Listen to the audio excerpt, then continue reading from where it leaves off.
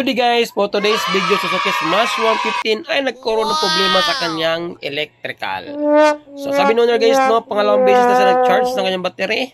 Drain pa rin at humihina kanyang MDL at ang kanyang busina. So ngayon guys, no, ito ay pina-check up ni Bossing kasi nga is baka sa pagbiyahe niya ay matitirikan siya sa daanan.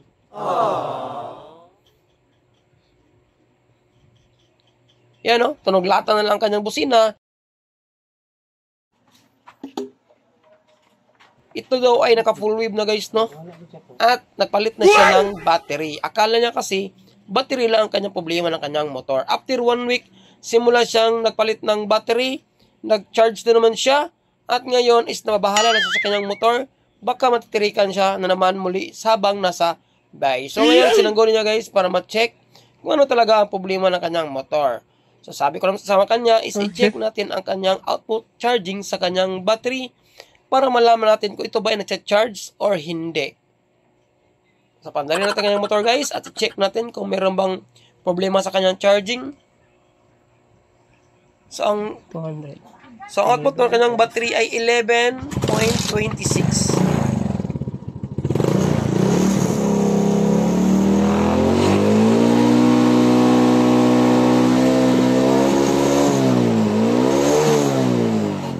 Guys, so naobserbahan nyo naman, oh, hirap makaangat sa 13 volts ang kanyang charging system. So, I mean to say, hirap na hirap ang kanyang battery at maka-maintain para ito ay makapagpatuloy sa supply ng ating electrical system. Lalo na at merong MDL at saka Bighorn si Bossing.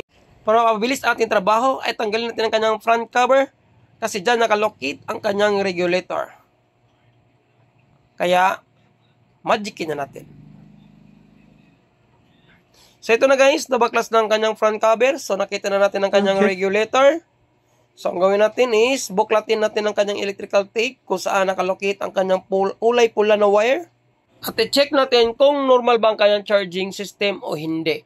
Kasi kahit ating motor guys ay may charging, may possible pa rin na nagluloko ang ating charging system. Kasi ito ay full wave at possible is madaling masira din ang ating mga regulator dahil sa katagalan ng serbisyo sa ating electrical system. So, mas may guys, double check muna natin siya saka natin i-confirm kung ito ba ay regulator or kanyang stator. So, mas may guys, check natin ang kanyang output, no? Kung ito ba ay nagme-maintain ng kanyang supply o taas, pababa ang kanyang charging. Okay.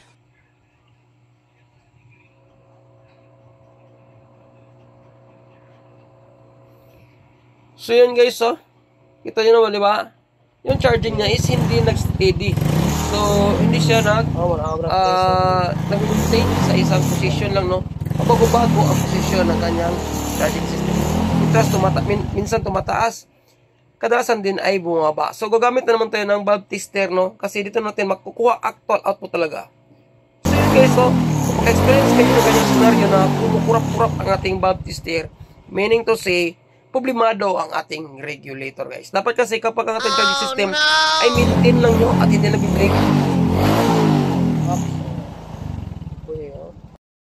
So yun no, nakita na natin na problemado talaga ang kanyang regulator. Yan guys, obserbahan nyo.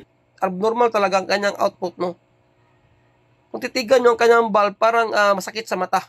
Next step natin gawin ay balikan natin ang kanyang battery, no? So tinanggal natin ang fuse. Ano, umaandar sa guys no, walang fuse, ibig sabihin working ang ating charging system. Kaya lang is lupat pa rin ang ating battery guys kasi nga is abnormal ang kanyang charging. Although umaandar siya, pero kapag binirit natin ang kanyang silinyador is nagkaroon siya ng pagpalya-palya.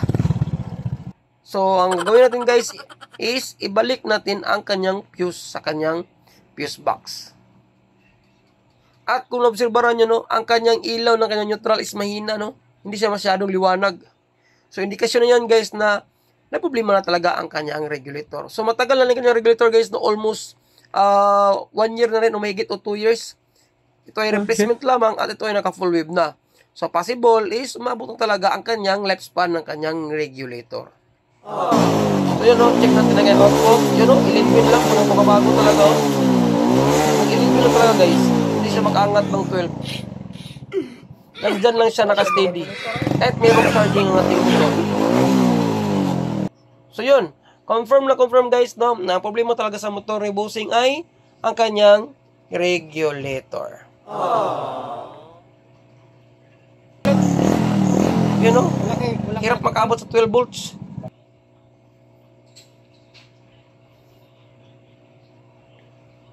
So, ang gawin natin guys ay pupunta si Busing sa bahay no, at bibili siya ng bagong regulator kasi meron pa akong tatrabahuin. Okay. At siya lang muna ang papalit ng regulator niya para sa kanyang motor. So yan, baklasin natin ang mga wire na yan at pabalitan na natin ng bagong regulator. So shoutout mo kay Busing, no? Yun, parang di masaya si Busing guys. Kasi kababago pa lang niya nakabili ng battery. Drain na naman. So yun, nakabili na tayo ng bagong regulator. So si Busing mabili niyan guys, no? Astos naman si Busing kasi nakabili siya ng bagong battery kasi akala niya is battery lang ang problema. So yun pa rin nun, drain pa rin ang kanyang battery. Almost 2 weeks na siyang pakarga, pabalik-balik sa charging, no? Kasi guys, lagi nagpapakarga siya sa kanyang battery. So ngayon, sira naman ang kanyang regulator, kaya dagdag gastos na naman sa kanyang motor. Kasi hindi siya nagpa-second opinion kung ano talaga ang problema ng kanyang motor. Kaya ito ang nangyari, no? Yan. Madudubli talaga ang gastos sa iyong motor. So yun, putulin natin ang 5 wire na yan. Pagkatapos natin maputol yan is kukonek natin siya sa kanyang wire sa kanyang regulator. So, tandaan nyo lang guys, no, kung ano ang tinanggal nyo, yun din ay kabit nyo kasi naka full weave na yan at hindi na kayo malilito kapag na-memorize nyo na ang 5 wire ng kanyang regulator. So, syempre, yung yellow na wire is sa kanyang lighting, no, yung kulay yellow. Yung green na wire yan guys, yan po ay nakarikta sa ating stator, no. Yan po ang kanyang starting winding. Pagkatapos yung kulay pink is sa kanyang kulay puti sa kanyang charging.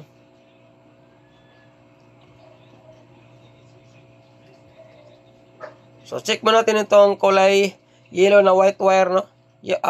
Yellow white kasi yan po ay nalagyan ng positive accessory. So hindi na yan original linya niya guys kasi nakarekta natin ang green na wire papunta sa kanyang lighting.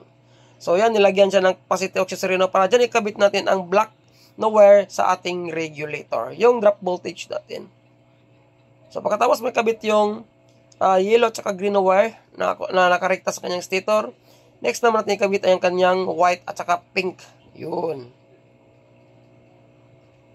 Basta sundin nyo lang guys, no? Kahit kayo kaya nyo mag-DIY kung paano palit ng full wave na regulator ng 5 wires. Isa-isahin nyo lang ang pagkabit. Saka nyo ikabit ang kulay red guys kapag makonfirm ninyo na mayroon ng output sa inyong regulator. For the meantime, 4 lang i-connect, no? Yung yellow, yung puti, yung black, at saka kulay ground, yung green. Okay. Yung next step is ang kulay pula na lang. So yung chinek natin, yan po ay nakakonect sa ating battery. Yung kulay pula na yan. Yan. So yung kulay pula naman is nakarekta sa kanyang regulator, output sa kanyang regulator pala. Hindi yan magalabas sa supply hanggat hindi natin sa pinanda. So, paandarin na natin, guys.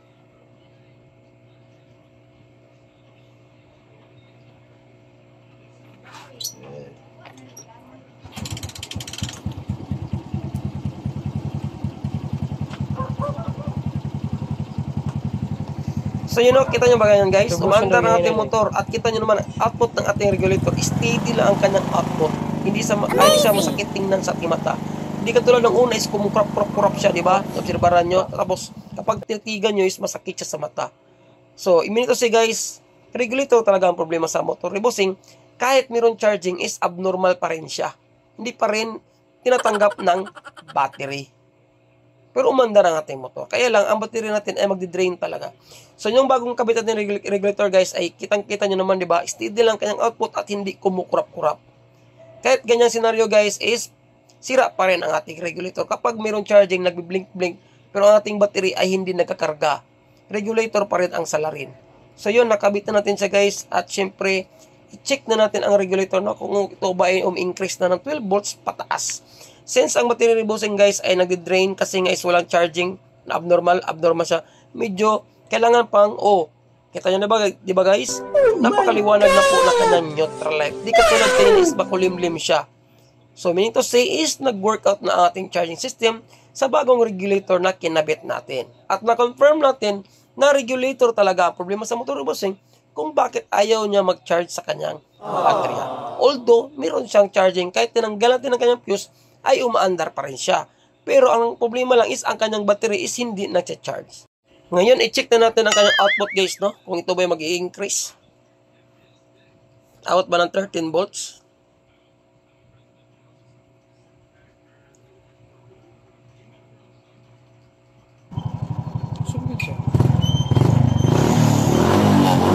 So yun guys, umabot na siya ng 13 volts, no?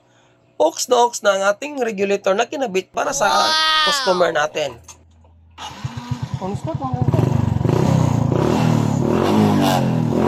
Kita nyo ba guys, nag-start na ang motor ni Bossing. Ibig sabihin is, nag-workout na ang ating charging system. Nung unang dating ni Bossing dyan guys, ayaw talaga mag-start ang kanyang motor. Nag-drain talaga.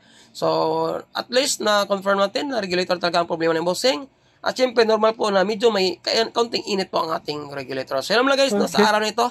Maraming salamat. At syempre, see you sa ating next video. Ride safe. God bless. Panarin natin ng motor ko ulit. Yun o. Ang dali ng panarin guys. Ibig sabihin, nag-charge na ang kanyang. Ayos.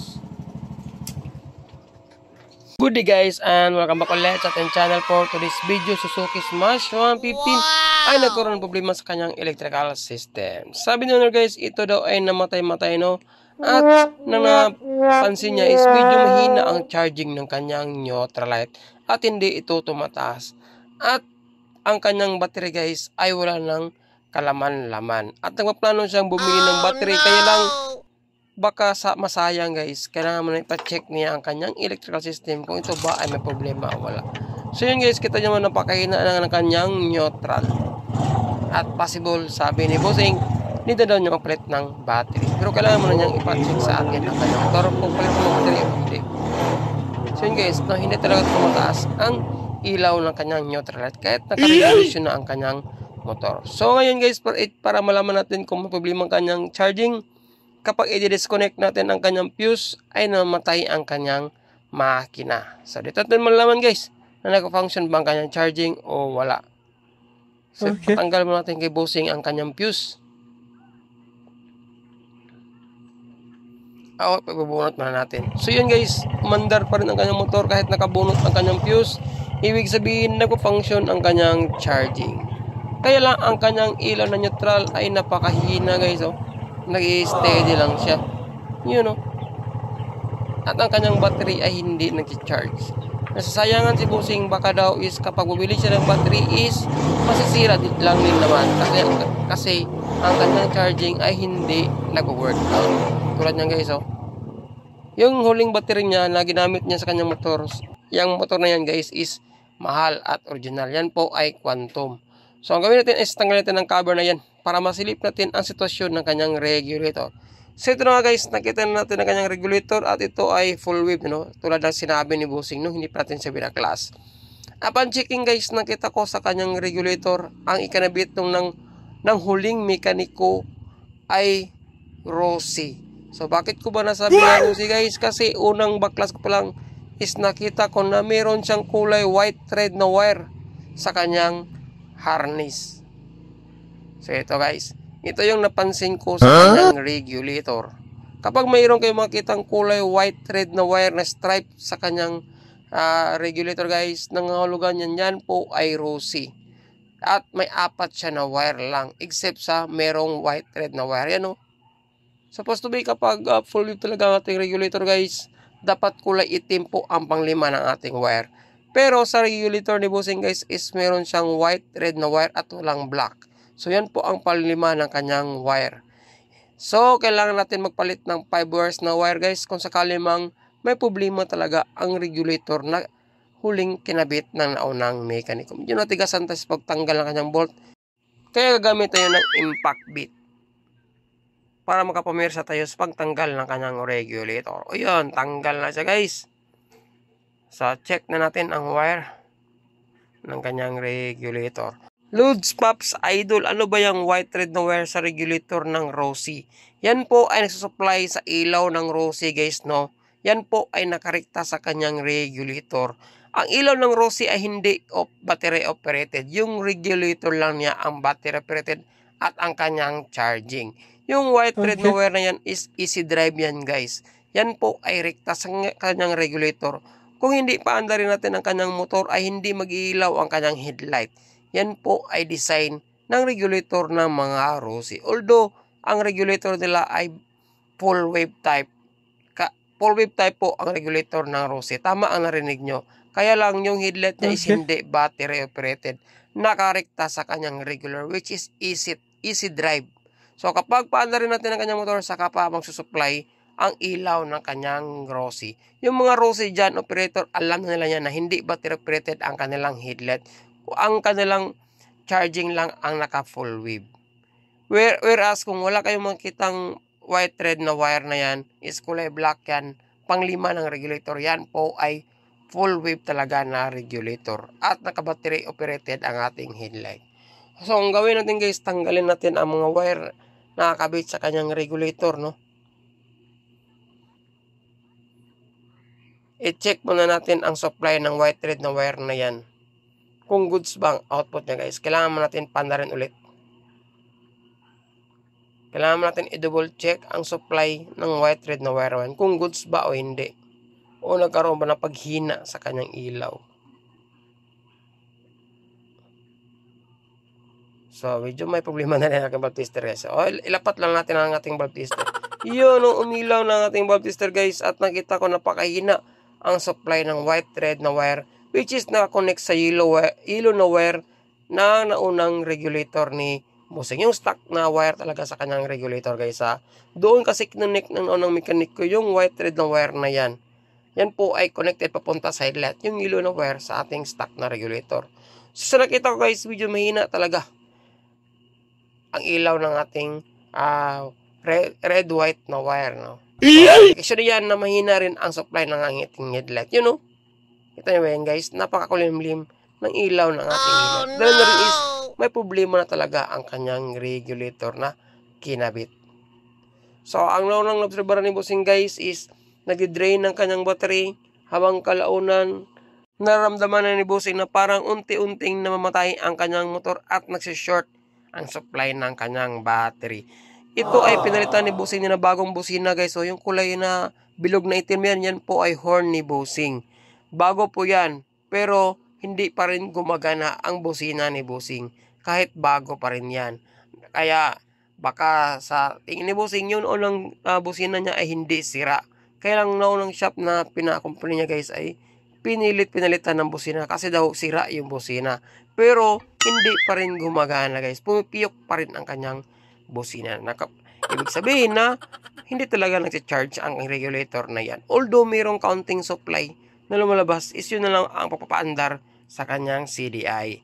Pero yung electrical system talaga ni Bossing guys ay hindi talaga gumagana. At parang nagsishort talaga siya.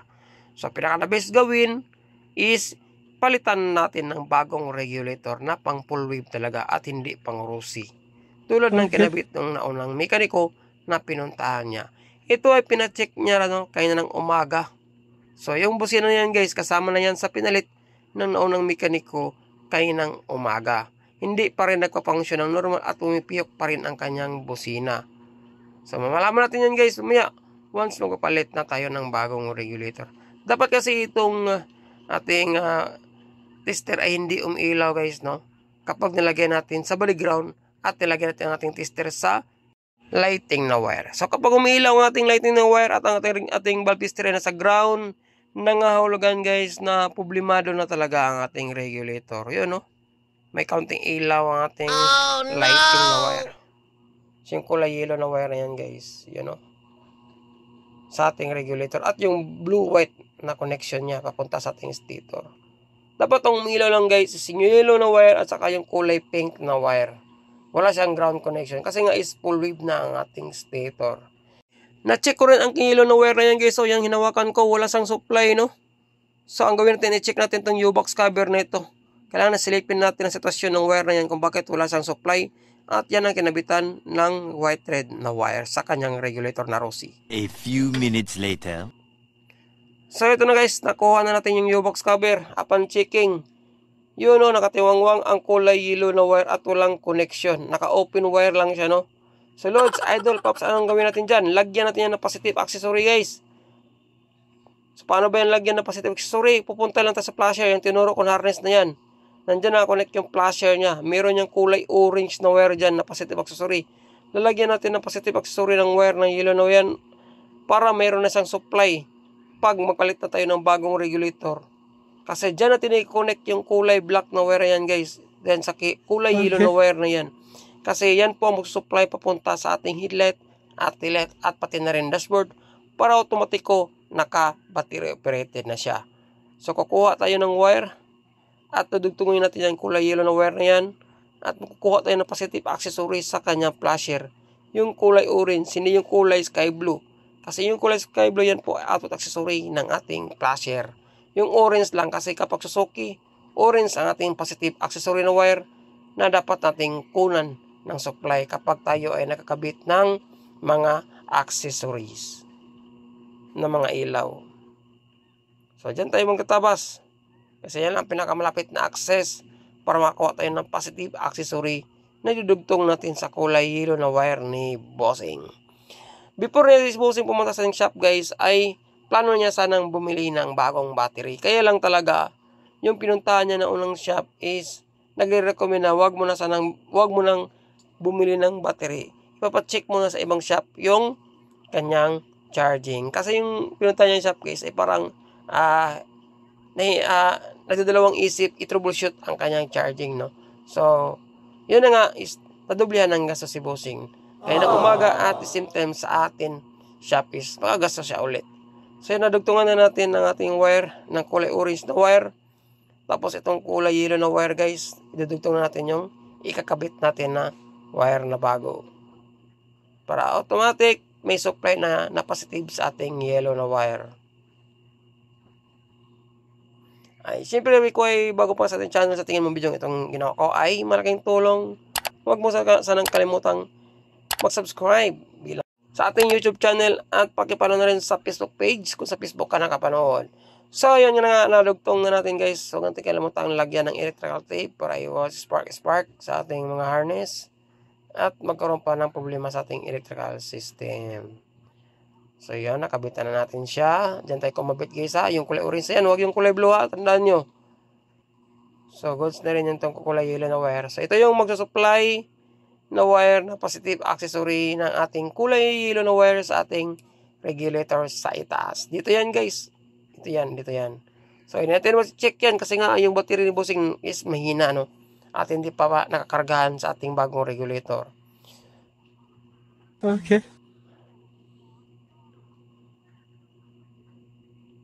So, ito na nga, guys. Nakakuha natin ng bagong regulator. So, ang ginamit nating regulator ay Skygo. So, medyo mahaba yung kulay blue-white na wire na yan. So, paputulin natin yan mamaya. Ang una natin ikabit is yung kulay positive na kulay black. Yung yellow na wire yan, guys, yung dinugtungan natin sa ibaba na kulay orange. So, automatic positive accessory na yan. At kakabit natin ang kulay black na wire sa ating regulator na pang Skygo. So, siyempre, lagyan mo natin ng electrical tape bawat isa para maiwasan natin magkaroon ng aberya o grounded sa ating ginawang trabaho. So, ito ay malaking tulong sa mga nagdi-DIY, guys, no? O nagpaplano o nagsubok mag-troubleshoot sa kanilang motor. Kapag yung motor ay naka-full wave na at naka-experience ng ganitong senaryo, humihin ang headlight at kalauna nag-drain ang battery. At asahan nyo, guys, kapag tumatakbo kayo ng mahabang oras, ay parang namamatay-matay ang inyong motor at parang nasi-short sa supply ng kuryente. So, alam nyo na, ang problema, walang iba kundi ang kanyang charging system. Pagkatapos ng kulay yellow na wire, guys, ang next natin ikabit is yung kulay red ng ating regulator at kulay red ng ating electrical harness. Siyempre, tape. Huwag natin kalimutan. Pagkatapos may kabit natin ng dalawang kulay red, ang next naman is yung ang ating kulay pink, which is white thread naman sa charging ng ating stock na harness. Okay. So, pagkatapos ma-splice, lagyan ng electrical tape.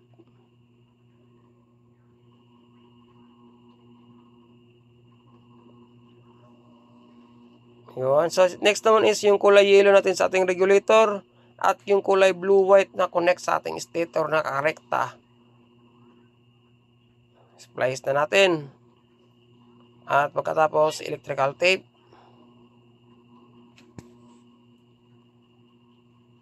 So yun, review lang natin guys. Blue, white na yellow, connected. Green at saka black, white, ground. Yung white, red at saka pink is charging. Yung red to red is ang ating battery. So syempre, ito na yung moment of truth o katotohanan. Kung maisalba ba natin ni Bossing ang kanyang battery na unti-unti nang namamatay at makatipid si Bossing makabili ng bagong battery. O na natin at syempre kailangan natin pa na rin. Let's go!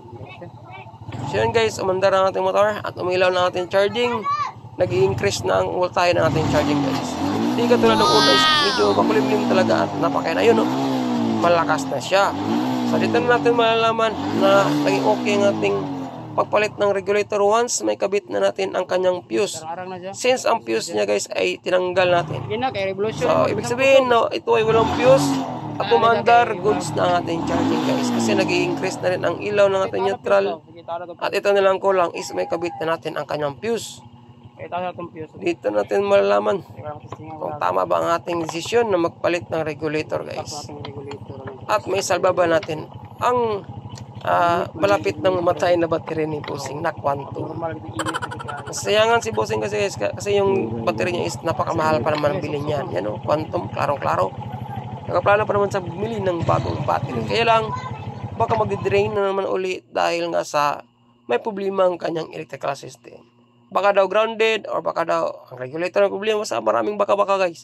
Importante is matroubleshoot natin at napadpad si Bossing sa ating shop. At dito natin na-check ang problema ng kanyang motor. Medyo nahirapan si Bossing ikabit ng kanyang fuse kasi maliit po ang fuse box ng ating Suzuki Smash at napailalim pa ng maraming mga gamit niya sa kanyang U-box. So tayo ang makakabit ng kanyang fuse.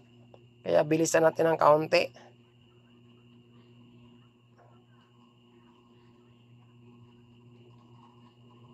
So ayan guys, one hand yan ha. Yung isa ating kamay is nasa camera at yung isang kamay natin is nasa fuse. Yun, ay kabit na natin dyan guys. So, dito natin mag-check sa ating dashboard. Yun ilang segundo, minuto lang yun guys. Napalakas na natin ang ilaw ng kanyang neutral. Automatic na charge na ang ating regulator. So, dito talaga natin na-confirm guys na regulator talaga ang problema sa motor Bossing. Kung bakit naka-experience siya na paghihina ng battery at unti-unting namamatay. Yeah, di ba tiyog niya? Hina lang kanin sagit na gyud. So dito sa time na to guys lalakas na ang tunog ng kanyang busina na bagong bili ni Bossing. Tapos pagkaramdaman natin ka Bossing ang sitwasyon, ang init ng ating regulator. So ganito dapat ang init ng regulator guys, yung mahawakan mo ang ating regulator. Kasi kapag hindi yan mahawakan, medyo mainit after ng ilang minuto na mandar, problemado ang ating regulator na kinabit.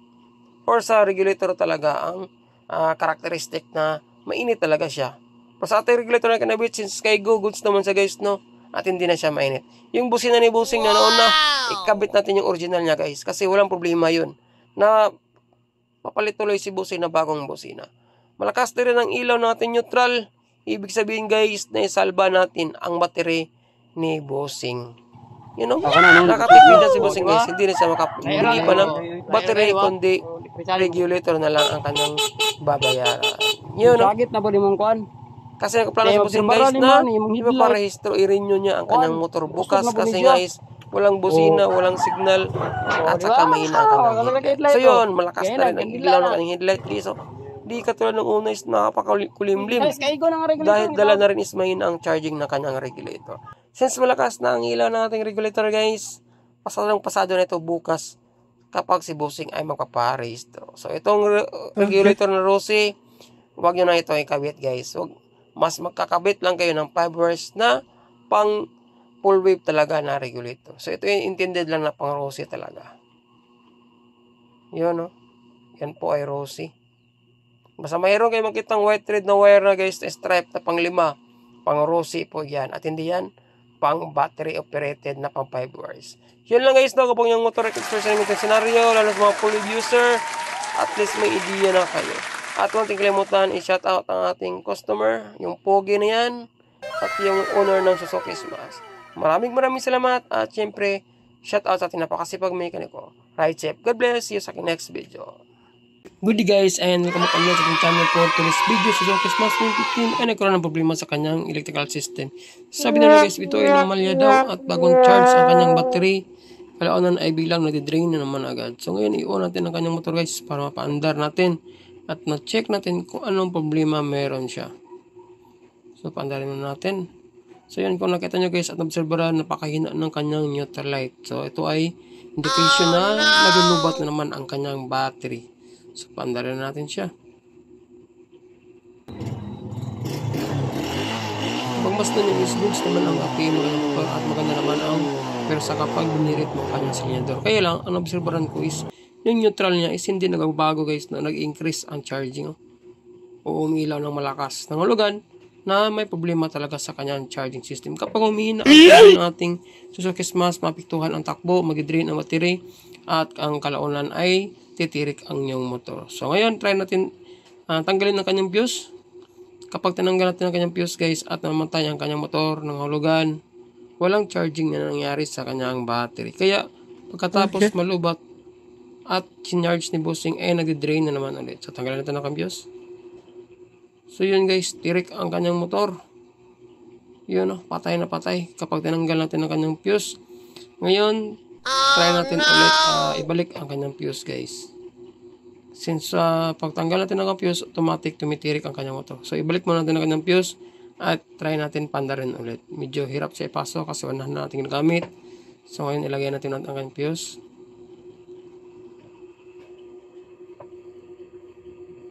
So yan, ibalik natin ang kanyang fuse guys. Try naman natin pandarin ulit.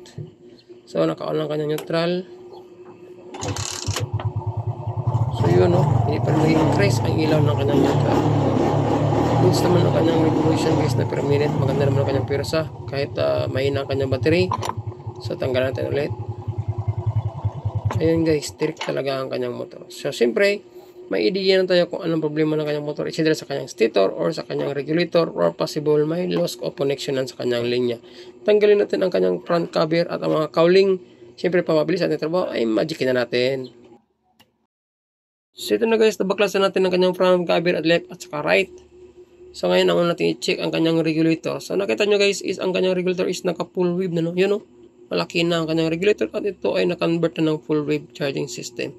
So ang i-check natin guys is dalawang wire na kulay yellow at saka kulay pink. Next naman is yung kulay red. Yung tatlong wire lang yan ay check natin. Tanggalin muna natin ang mga electrical tape na nakabalot sa kanyang wire guys.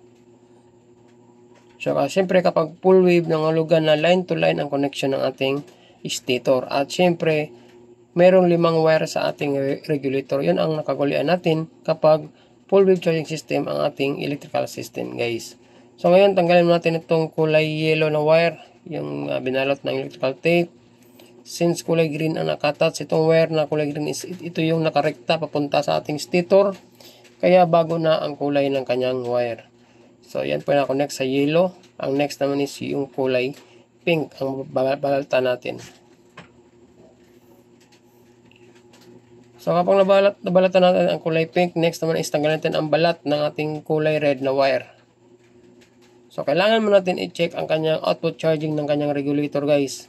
Rekta. So, ang gawin natin is putulin muna natin yung wire na yan. So, check natin kung mayroong connection. So, goods naman, mayroon sa connection galing sa kanyang battery ng hulugan na may supply na positive papunta sa ating regulator at walang loss of connection. So, ang next na natin gawin guys, since mayroong supply na na-connect sa ating battery is ihiwalay natin ang dalawang wire na yan. Kailangan i-check natin ang output supply na galing mismo sa kanyang regulator kung goods ba o abnormal. Kasi kapag abnormal ang charging o walang charging na lumabas ng regulator, yun ang dahilan kung bakit nag-drain ang kanyang battery. It's either regulator ang sira or mas may lalim pang problema ang kanyang electrical system. So yan guys, kailangan naka-andar ang ating motor guys kasi kailangan natin malaman kung may output ang kanyang regulator. Check natin, lagay muna natin ang ating tester sa output supply ng ating regulator at yung isa namang tester natin is nasa ground naka-connect yung alligator clip natin. So yun, yun guys mahina ang output charging niya. Try natin i-regulation. Malakas lang siya kapag i-rev natin ang kanyang makina.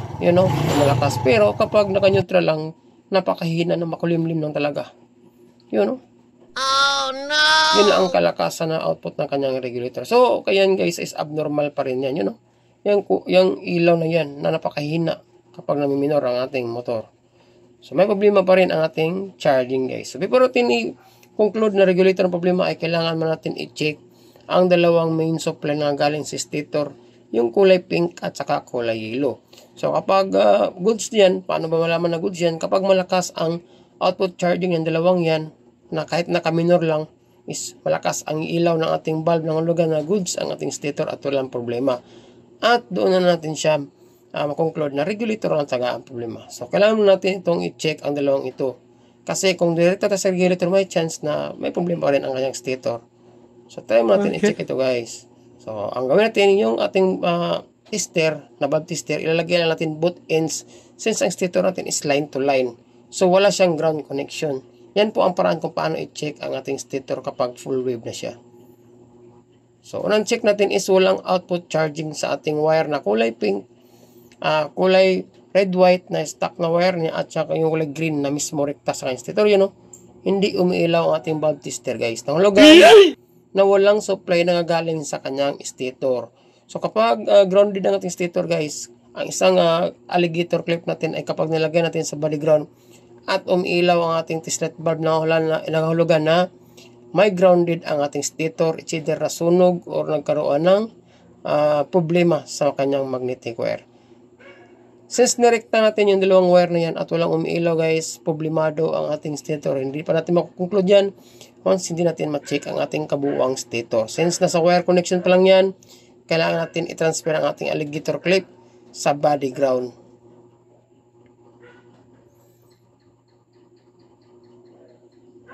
So, try kong sinort ang dalawa guys, dapat nag-spark yan kung malakas ang supply ng ating stator. Since wala sang spark ng hulugan na wala talagang supply ang ating wire papunta sa ating stator guys. So, ang gawin natin is ang ating test light bulb ilagay natin sa body ground. Tapos, yung isang bulb natin ilagay natin sa isang wire. Yun guys, mayroong ilaw na nakabody ground ang ating test light bulb. Ang hulugan na grounded talaga ang ating stator. Dapat hindi yan umilaw kasi nga is line to line ang ating stator at yan po ay full wave charging system na. Since naka-full wave na yan is wala siyang ground connection. Since mayroong ground connection natin yung bulb, nangulugan na sunog ang ating stator. Kailangan natin tanggalin ang kanyang stator guys. Malaman natin. A few minutes later.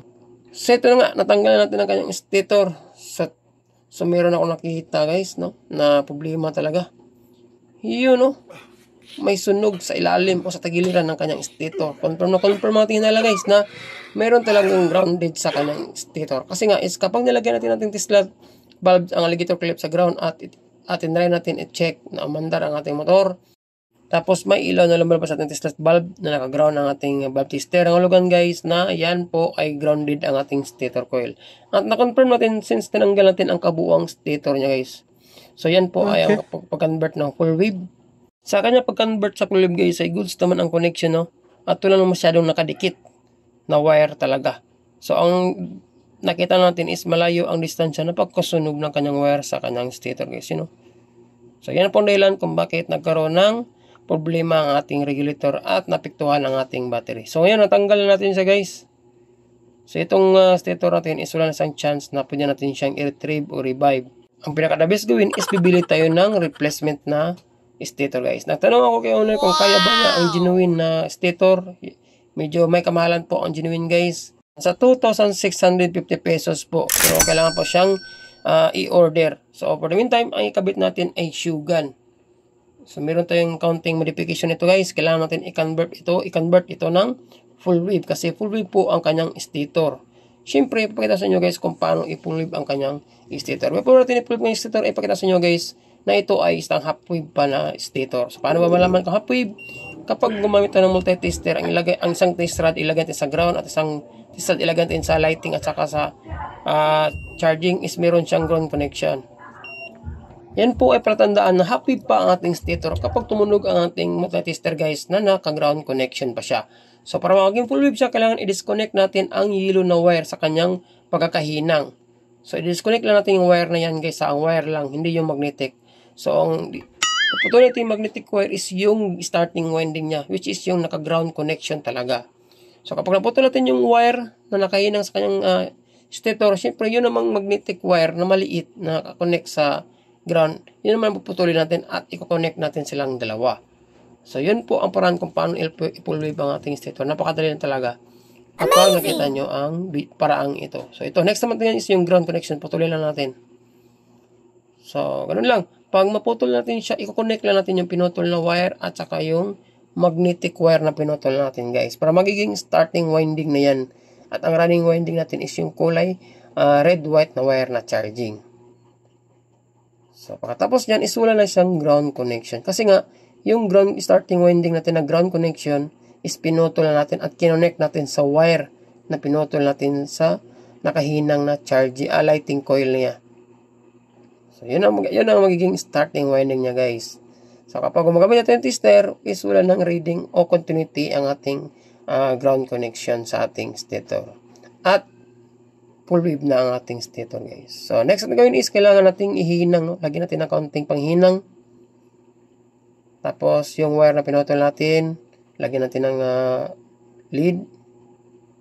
At maghanap tayo ng maikli na wire. Yung tama-tama lang na makakonect sa ating wire na pinutol. So, yun, siyempre, magkukonect natin ng wire. Tapos, yan ay para iwas ground connection. Ilagyan natin ng shrinkable hose bawat dulo ng ating hininang.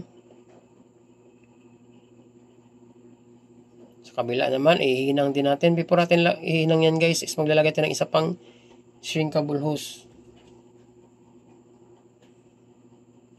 Kasi full wave po ang ating stator na nakita at regulator. So, kailangan i-full wave din natin ang kanyang stator, guys. Hindi pwede yung ibalik lang natin yung stator na yan na naka-half wave. Hindi mag-coincide ating charging at automatic apektado rin ang ating charging. Useless din ang pagbalit natin ng bagong stator kung ang ating stator, guys, ay hindi natin na-convert ng full wave. Okay. Kailangan naka-full wave din yan. So, yan. Siyempre, kailangan natin sunugin ng shrinkable hose para hindi siya, para didikit siya sa ating wire na hinang. Tapos, paikutin na nating wire sa ilalim ng ating stator.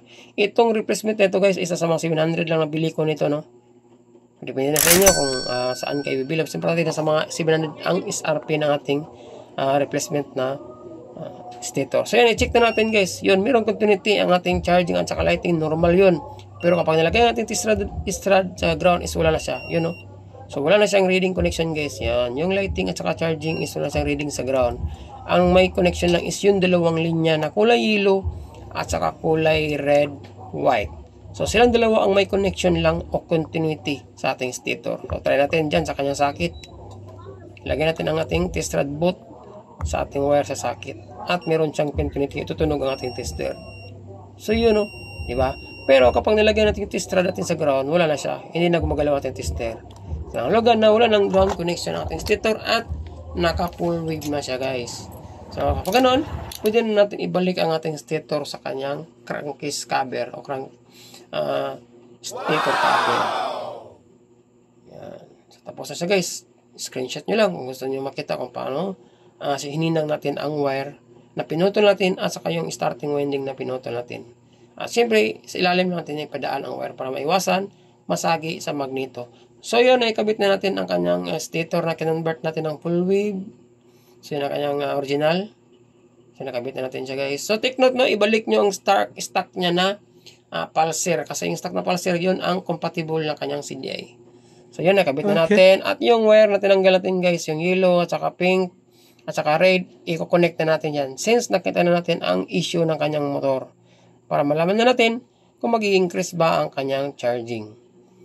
So, nagde-drain ng kanyang motor, guys, at hindi na natin ma-check ang actual na pag-andar ng kanyang motor. So, automatic, ikabit na natin yung pink at saka yung green na wire na yan na nakarekta papunta sa ating regulator. Siyempre, kailangan ihinang natin siya, no? Advantage kasi yung hinang kasi may iwasan natin siya magkaroon ng grounded. Okay. So, before that, guys, pwede natin i-check ang ating dalawang linya kung may charging ba kahit hindi umandar. Kickstart lang natin. Oh, yun. So, parang sa pag-kickstart, alam na natin kung malakas ang kanyang charging, guys. Yun, no? Kickstart lang yan at hindi pa umandar ang ating motor. So, nilagyan natin ang ating strut at saka alligator clip both ends. Yun. Meron siyang output supply ng logan na goods ang ating stator na kinabit. At kahit hindi na nakaandar natin motor guys, kahit kickstart lang, kapag malakas talaga ang output ng stator, umiilaw talaga ang ating test light bulb. Kaya na, hindi yan umilaw, di ba? Kahit isi-short natin, walang kailaw-ilaw yan, walang response. So ngayon, mayroon na siya guys, no? So next natin gawin is kailangan natin siya ihinang. So yung green is nasa kulay yellow, at yun namang isa is sa kulay pink. So tanong, pwede ba magkabaliktad? Kung sakali malimutan, yes, pwede guys. Wala namang polarity kapag nakapulib na ang ating stator coil. Kahit yung green na wire, kahit pwede natin ikabit sa pink. At yung isa naman is kabit natin sa yellow. Kahit magkabaliktad, walang problema yan guys. Na ulitin ko lang. So next naman kapag may kabit na natin yung dalawang wire. Ang next naman natin kabit is yung kulay red na wire guys. At tapos may kabit ang tatlong wire is pwede na natin ilagyan ng electrical tape, no? Para may iwasan magkaroon ng spark. Para iwas grounded na rin guys kung sakaling mapaandar natin at masagi ang mga tatlong wire na yan. Baka maputukan pa tayo ng fuse. So to make sure talaga na may iwasan natin magkadikit ang tatlong wire na yan, lagyan natin electrical tape saka natin paandarin. So itong next naman is yung kulay red.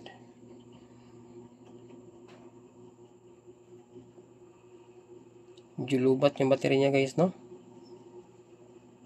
Kaya connect na natin itong kulay red sa kanyang harness para matry natin na paandar. Kasi goods naman yung dalawang linya na pink at saka yellow kasi nakita natin kanina na meron na siyang output. Automatic, meron na rin output ang kanyang regulator.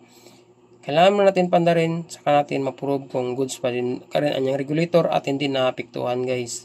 Since nasunog na ang kanyang stator, no? Kapag nag-charge ito automatic, walang problema sa kanyang regulator. Yung stator lang ang tatamaan. So yan, nakabit na natin. At syempre, check natin yung mga linya guys. Yung hindi natin natanggal, baka nagkaroon ng open wire. So yun, nakabalot naman sila. Yung green at saka yung kulay black. So una natin ang kanyang susi guys para magkaalaman na kung tama ang ating suspetsya sa pag-drain ng kanyang battery. Stator lang ang problema. So yun, nakita nyo ba yan guys? Ang ilaw niya is lumalakas kaysa kanina. Hindi pa natin siya ating trabaho. Hanggang na nag-charge na ang kanyang regulator. So, ibig sabihin guys, yung regulator na is hindi apektado since nag-increase ang voltage at malakas ng ilaw ng kanyang neutral.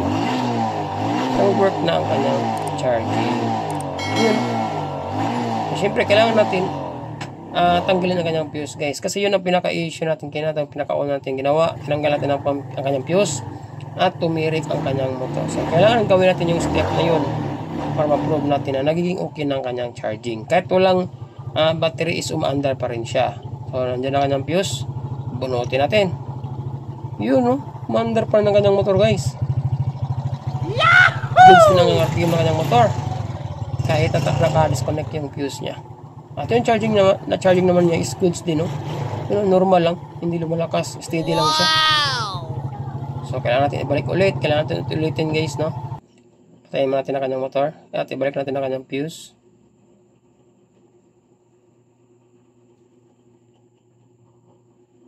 So, yun. Ibalik na natin ang kanyang fuse, guys. At, yun. Umilan ang kanyang neutral. Pandaran natin ulit. Yun, no? Malakas na ang charging. At lumakas din ang kanyang busina, guys. Ilang minuto lang yan, no?